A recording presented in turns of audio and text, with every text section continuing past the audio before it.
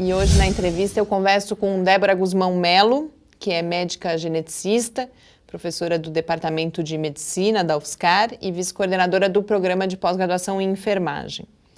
Ela coordena também a Liga Interdisciplinar de Genética Médica da UFSCar. A gente vai conversar principalmente então sobre genética médica e mais especificamente também sobre doenças raras. Professora Débora, muito obrigada por ter aceito o nosso convite. Faz tempo, né, que a gente está aguardando essa entrevista. Estou muito feliz que a gente possa conversar sobre esses assuntos aqui hoje. Também estou muito feliz de estar aqui, Mariana. Obrigada pelo convite. Uma alegria estar aqui com vocês. E eu queria que justamente a gente começasse apresentando o que é a área de genética médica. O que significa a gente falar em olhar para aspectos genéticos, quando a gente olha para a saúde, e também qual é a relação disso, mais especificamente, com os serviços de saúde, com o planejamento do cuidado em saúde. Já tem bastante tempo, né, Mariana, que a gente sabe que as doenças, elas têm um componente genético na sua etiologia, na sua causa, né? O tamanho desse componente genético é variável de acordo com a doença. Existem doenças que têm um forte componente genético na sua causa, na sua etiologia, e doenças que têm mais componente ambiental e menos componente genético, né? Então, a inclusão da genética como uma especialidade ou como uma área de atuação dentro da saúde surge a partir desse reconhecimento de que uma boa parte das doenças tem um componente genético na sua causa, né? Na sua origem.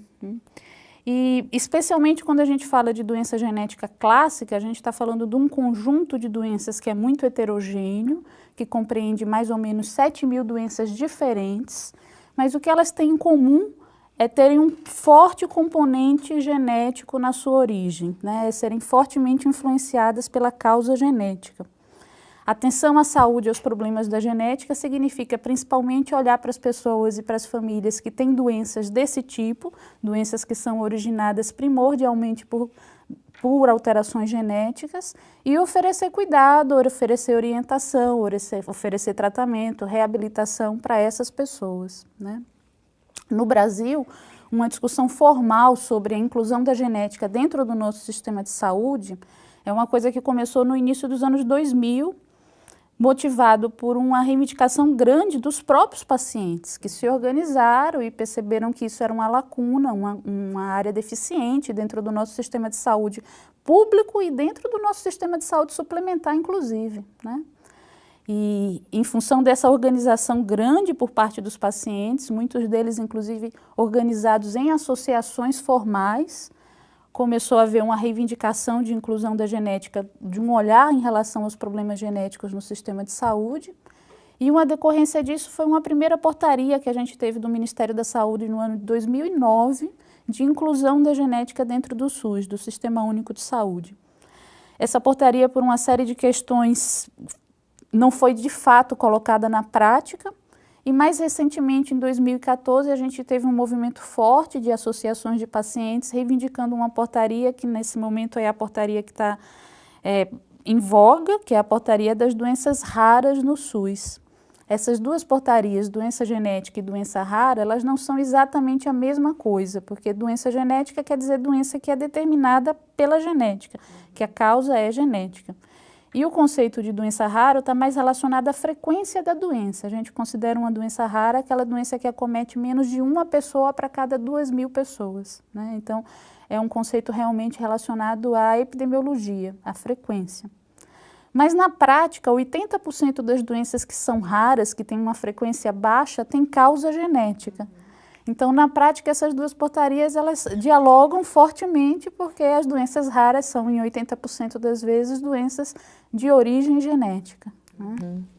Aproveitar que você falou das doenças raras, o nosso contato inicial, inclusive, foi por ocasião, já foi, acho que em fevereiro, né, o Dia Mundial, o Dia Internacional das Doenças Raras. Então, eu queria que você falasse, você já explicou um pouco qual é a especificidade, de certa forma, das doenças raras, a sua relação com a questão da origem genética, Mas queria que se aprofundasse um pouco. Agora a gente percebe que o Dia Internacional das Doenças Raras, ou mesmo essas associações de portadores, de pacientes com doenças raras, elas têm demandas específicas. Qual é a situação, qual é a especificidade? Então, continuar um pouco nessa linha da especificidade das doenças raras, mas principalmente, quais são as especificidades de necessidades no Brasil, particularmente, em relação ao diagnóstico, ao tratamento, aos direitos das pessoas com doenças raras? Você observe assim, Mariana, a própria legislação em relação às doenças genéticas e às doenças genéticas raras é recente, né, de 2009 para cá. Então, a gente está aí nesse processo de incorporação desse conhecimento e dessa tecnologia no cuidado da saúde e especialmente no cuidado da saúde no âmbito da saúde pública, do nosso sistema de saúde público, que é o SUS, né? Essa portaria de 2014, que é a portaria das doenças raras, ela tenta organizar o nosso sistema de saúde público, que é o SUS, né? Existem vários equipamentos de saúde, então, com cenários diferentes, atenção básica, média complexidade, atenção hospitalar, mas ela tenta organizar a atenção em relação à genética nesses diversos cenários, né, nesses diversos equipamentos. Então, contemplando tanto as necessidades dos pacientes mais simples, por exemplo, com relação à orientação de educação e saúde, orientação com relação à alimentação, né, até as necessidades mais complexas, por exemplo, relacionadas à fertilização in vitro, ou diagnóstico genético pré-implantacional. Então, é claro que é um caminho árduo aí para você organizar todas essas necessidades e todas essas demandas com complexidades tão diferentes, né? Mas é um movimento internacional de valorizar as pessoas com doenças raras, que o Brasil não escapa desse movimento internacional, e um reconhecimento de que, de um modo geral, os profissionais de saúde, até porque as doenças são raras, né, e individualmente elas têm uma frequência muito pequena, nem sempre o profissional de saúde lembra da existência da doença rara ou está suficientemente capacitado para olhar um paciente com doença rara, uma família que tem uma doença rara acontecendo ali e identificar que aquilo tem um componente genético, que tem uma chance de acontecer de novo, né? Então, a política vem muito no sentido de suprir essa lacuna de um atendimento mais especializado na área da genética e saúde, né? Nessa direção exatamente da questão do aconselhamento genético, como você estava citando exemplo de uma família ter, muitas vezes não é claro para a pessoa que uma incidência que, por exemplo, talvez o pai, a mãe teve, talvez não necessariamente o filho vai ter aquilo ou não, né? Então, que tipo de informação, por exemplo, ou talvez se pudesse dar um exemplo concreto, que tipo de doença talvez chamasse mais atenção, teria mais... Por exemplo, tem maior incidência assim, que a gente vê aqui no Brasil, se é que dá para dizer que tem um componente genético dessas colocadas aí? A dificuldade de quando a gente coloca assim, doença genética é que a gente coloca no mesmo universo, no mesmo saco, 7.000 doenças diferentes, né? Então isso tem uma heterogeneidade muito grande. E uma outra coisa que é legal da gente considerar também é que, veja, a genética está em todas as nossas células, em todos os nossos órgãos ou sistemas. Então, dependendo da doença genética, a gente vai ter um predomínio de acometimento, por exemplo, de sistema osteoarticular, ou um predomínio de sistema cardíaco, ou de sistema respiratório. Então, a gente sempre diz assim, as doenças genéticas, elas são multissistêmicas, elas comprometem vários sistemas ao mesmo tempo. Isso é uma dificuldade na condução da situação, né? Individualmente, quase todas as doenças genéticas são raras ou muito raras. Existem algumas doenças genéticas que estão fora desse pacote de doenças raras porque têm uma frequência maior.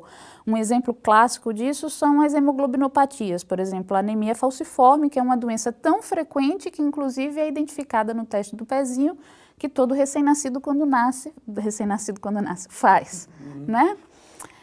Um outro exemplo de uma doença genética que a gente está mais habituado a ter contato, a conhecer pessoas, é a trissomia do 21, a síndrome de Down, que também não é uma doença genética rara, porque do ponto de vista de frequência, ela está fora daquela frequência corte de 1 para 2.000, ela é mais comum do que isso, né? A exceção dessas duas grandes doenças genéticas, as hemoglobinopatias, a anemia falciforme e a trissomia do 21, que são mais comuns, quase praticamente todas as outras doenças genéticas, elas vão entrar no registro de doença rara do ponto de vista de prevalência, do ponto de vista de frequência, né?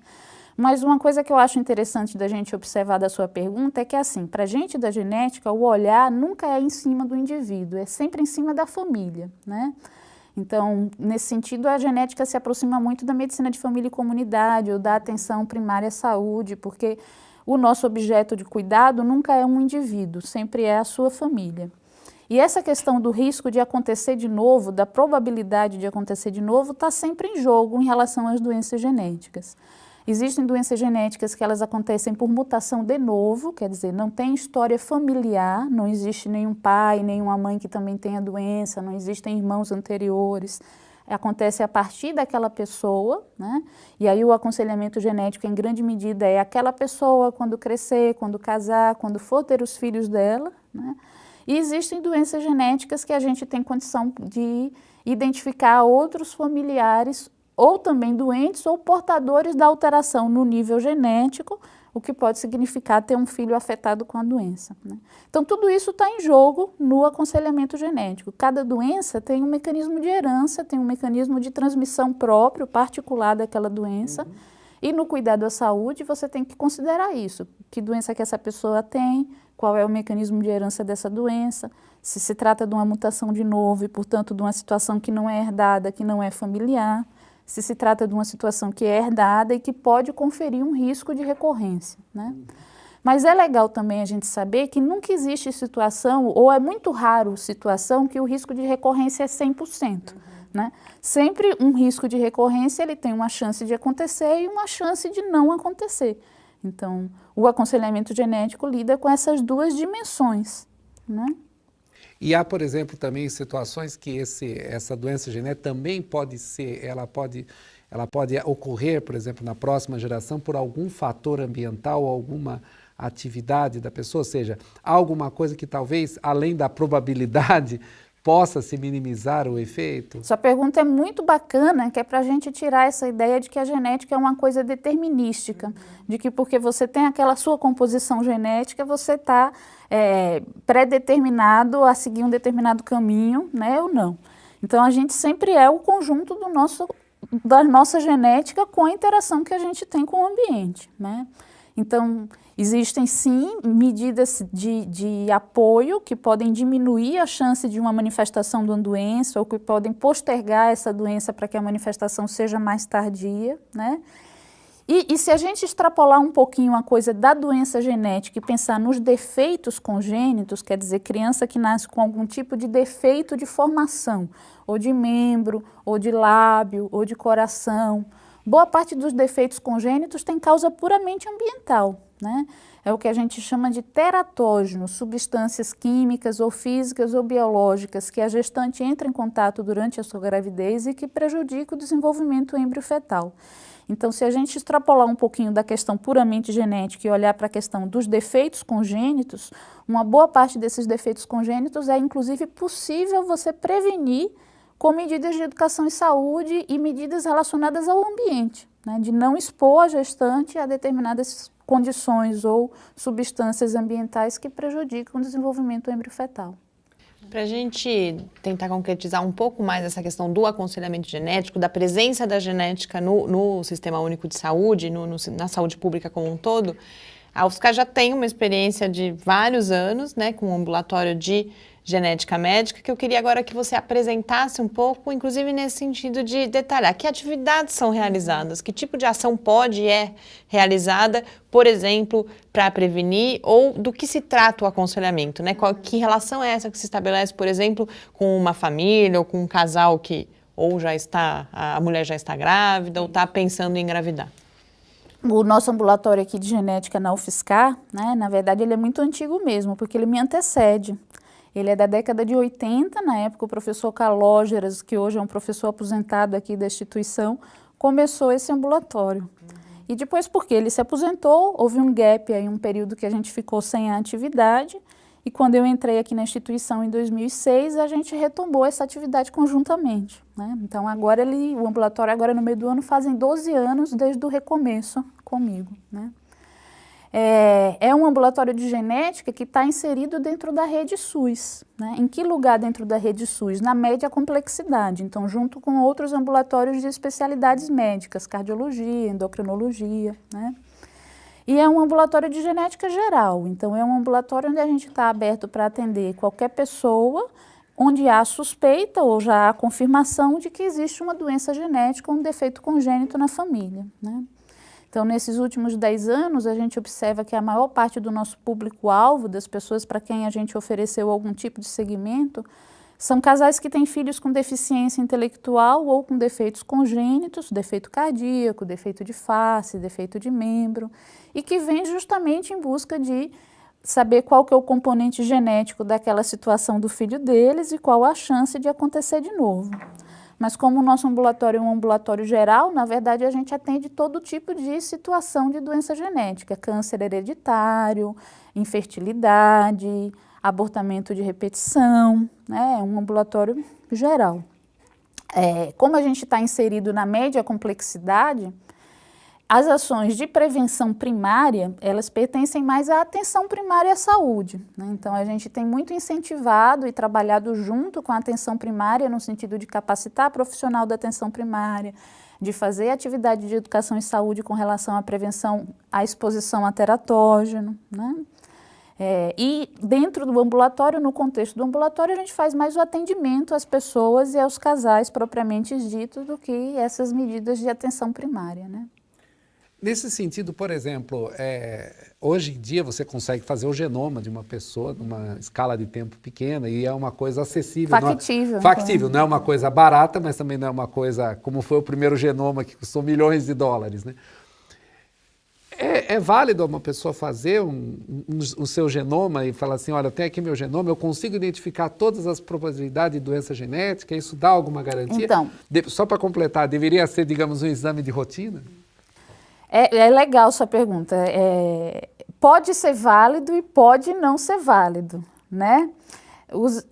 O que está em jogo aí, na verdade, é a incorporação da tecnologia no cuidado da saúde, né? Sempre que a gente pensa nisso, a gente tem que pensar se essa tecnologia ela tem uma utilidade clínica.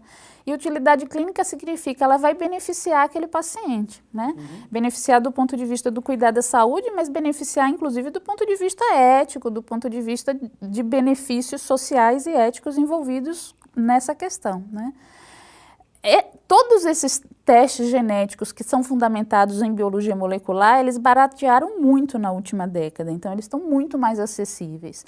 E não existe nenhuma justificativa para você não incorporá-los na saúde, porque vários deles têm utilidade clínica, mas a utilidade clínica, ela depende daquela situação específica. Então, sempre que você considera se deve ou não fazer um teste, você tem que ver a história da família. Se na história da família existe antecedente de outras pessoas com deficiência intelectual, com defeito congênito, com câncer de repetição, com abortamento, com infertilidade, pode ser que aquela pessoa que está na sua frente seja um bom candidato para um teste de biologia molecular que pode ajudar na condução da situação de saúde dela. Pode ajudar ela a tomar decisões com relação à alimentação, pode fazer ela saber se ela está num grupo de risco maior para câncer ou não, pode ajudar ela a identificar se ela tem chance ou não de ter um filho com deficiência intelectual, né? O que é muito perigoso é a incorporação dessa tecnologia de uma forma discriminada. Por exemplo, você querer oferecer isso para todo mundo, sem fazer uma história familiar antes, sem ter certeza se existe uma indicação formal para aquela pessoa fazer teste. Se fazendo aquele teste tem utilidade para a vida dela, né? Porque, embora os testes de biologia molecular estejam muito mais baratos, eles também oferecem um bocado de informação que a gente não sabe nem como interpretar, entende? Então, em que medida aquele teste realmente te ajuda, né? Ou em que medida aquele teste vai te trazer um bocado de informação que você não sabe o que significa e foi um dinheiro que você gastou em vão, ou até pior, uma falsa informação que te deixa numa situação que você acha que é tranquila e não é, né?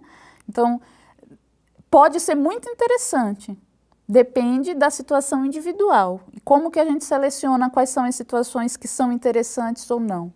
A partir da conversa com a família, a partir da conversa com o paciente. Toda atenção à saúde, ela começa com a conversa, ela começa com o acolhimento, né? É complicadíssimo você pensar numa atenção à saúde que começa a partir de um teste, né? Ela tem que começar a partir do acolhimento da necessidade da família. Essa família está te procurando por quê? Porque tem abortamento, porque tem câncer, porque tem deficiência intelectual, porque tem um defeito congênito. Então, a partir dessa necessidade, dependendo da história familiar, um teste de biologia molecular, um exoma, um genoma, pode ser muito bem aplicado. Isso não é uma coisa disponível no SUS. Está em debate agora, né? Isso que eu ia colocar. É uma controvérsia posta nesse momento, né? Se faz o teste, É assim, a portaria das doenças raras, essa de 2014, ela contempla a integralidade à saúde. Então, na hora que você adere à portaria, que é o que a gente está tentando reivindicar aqui, tentando que o nosso município faça essa adesão, né? Você passa a ter acesso aos testes de biologia molecular desde que exista utilidade clínica, né? Uma outra discussão que foi levantada agora, aparentemente, inclusive sem que a gente consiga identificar a motivação para isso, né? É essa discussão do teste pré-nupcial, né? Essa é uma discussão muito mais complicada, que na verdade a gente não entende de onde que ela surgiu, qual foi o start para ela ter começado, entende? Porque, imagina, se você for oferecer teste pré-nupcial para todos os casais, sem fazer esse rastreio, essa identificação antes de quem que tem indicação, você vai gerar um bocado de informação que você não sabe o que que faz, né? E eu levanto até problemas mais graves, por exemplo. Todo teste precisa de alguém que explique esse teste. Nós não temos recurso humano na área da saúde formado em genética suficiente para fazer aconselhamento genético de todos esses casais. Então, esses casais vão fazer esses testes e vão levar esses testes para quem? Para explicar o quê, né? Vai ficar na curiosidade de saber se vai ter um filho de olho azul, de olho castanho, né? Vai virar não isso. Não estou nem considerando essas questões menos relevantes, então, né? Mas que estão fora do contexto saúde e doença. Mas mesmo ansiedade, mesmo talvez, dentro né? do contexto saúde e doença, como você interpreta esses exames? Porque esses exames não são de fácil interpretação e a gente não tem profissional de saúde capacitado para fazer esse tipo de abordagem em escala populacional, né? A outra coisa é que, assim, quando você faz um teste, ou quando você propõe um teste pré-nupcial, você está partindo do pressuposto que, se você identificar que aquele casal tem um risco, aquele casal abdicaria do direito de reproduzir. Eticamente é complicadíssimo, claro. Porque você está mexendo com a autonomia reprodutiva das pessoas, né? E acrescentaria um outro ponto. Boa parte dessas doenças passíveis de serem identificadas, hoje em dia também é passível de fazer fertilização in vitro e diagnóstico genético pré-concepcional, né? Então, se você está disposto a oferecer o exame para o casal e identificar se eles têm risco, né? Tem que oferecer o passo seguinte. O passo seguinte custa entre 20 a 80 mil reais por FIV diagnóstico genético pré-implantacional. É isso, a gente vai dar essa perna? A gente tem condição de dar essa perna? Porque a gente não tem FIV diagnóstico genético pré-implantacional disponível no SUS para a maior parte dos casais que hoje em dia já tem indicação para isso. Mal tem indicação de fazer, muitas vezes as pessoas não têm nem acesso a pré-natal, imagine... coisas desse tipo. E na nossa área da genética, às vezes as pessoas têm dificuldade do exame do diagnóstico. Às vezes a gente está falando de uma pessoa que já tem a doença, entende? Que já está sofrendo em função daquela doença, com dificuldade para fazer o diagnóstico. E aí você vai oferecer um teste diagnóstico para gente que não tem a doença ainda e que talvez não tenha nem indicação de fazer esse teste e que depois vai ter esse teste e não vai saber o que é que faz com esse teste. E que, se você identificar pessoas que são portadoras e que, portanto, têm um risco de ter filhos afetados, se fosse correto, tinha que oferecer fertilização in vitro e diagnóstico genético pré-implantacional, né? Assim.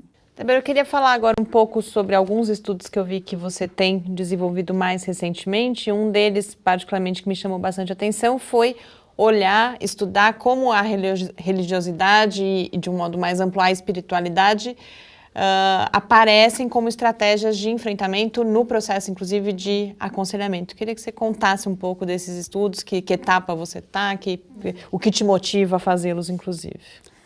Quando a gente entende o aconselhamento genético como um processo dialógico, né, onde você vai conversar com uma pessoa ou com um casal sobre a chance de ter um filho ou da própria pessoa desenvolver uma doença genética, as pessoas lidam com isso de maneiras muito diversas, né? Com o background que cada um tem, né? Inclusive com o background com relação à doença. Cada um tem uma visão a respeito daquela doença bastante distinta, né? Então, sempre para a gente no aconselhamento genético interessa essa abordagem da família, né? Nunca é um processo individual, sempre é um processo familiar. Os meus estudos, eles estão muito relacionados a isso, a qualidade de vida da família, como que a família interpreta uma informação genética, como que ela lida com aquela situação, né? Na nossa realidade aqui, porque esse estudo em particular que você me perguntou, que é uma dissertação de mestrado de uma aluna, da Ellen, que é psicóloga, ela surge muito da demanda da própria estudante, quer dizer, ela é uma psicóloga que observa que no dia a dia ela lida com crianças com deficiência intelectual, os pais usam muito background religioso, né, para entender essa doença ou para conviver com essa situação. Então, como essa questão da religiosidade é muito frequente na nossa população, a gente quer entender um pouquinho isso também, em que medida esse background religioso interfere na compreensão que os pais têm sobre as doenças dos seus filhos, né? E na maneira como eles encaram e reestruturam a sua vida e a sua dinâmica familiar em função daquela situação, né? E tem um outro aspecto que eu queria abordar, que é a questão da interdisciplinaridade, porque no começo, quando eu anunciei, eu falei que você coordena, inclusive, além do trabalho no ambulatório, uma liga interdisciplinar de genética médica. Por que a liga interdisciplinar e por que a interdisciplinaridade é importante nesse contexto? Nem dava para ser de outro jeito, entende? Porque quando a gente percebe que as doenças genéticas elas são multissistêmicas, né, você também precisa de um olhar super ampliado à saúde, olhando essas várias dimensões, né?